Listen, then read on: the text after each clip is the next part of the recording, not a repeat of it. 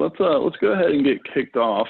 Just to kind of phrase the webinar today, we're living in very much a virtual first world, and in the past 8 years, online marketing has grown in its reach, and it's wider than ever now. But where to spend your marketing dollars or how to spend them has become equally as important, because everyone's, maybe not everyone, but a large percentage of people today, larger than almost ever, are pretty strapped for cash. So how you spend them, where you spend them, and the message that you send when you're spending your marketing dollars is all really, really important. So these are some of the questions or some of the concepts I want to break down today here while I've got you, Jimmy, Chris, and Mike.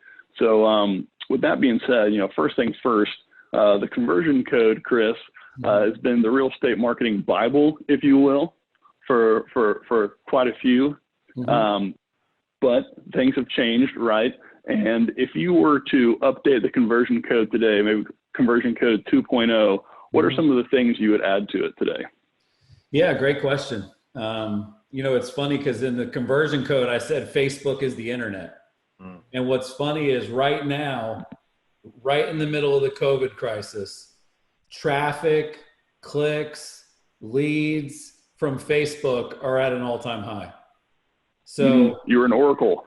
I was an oracle, but you know what it was? I just recognized that AOL was the internet, and then Google was the internet, and then Facebook became the internet. This guy told me, he said, we're going from a web of pages to a web of people.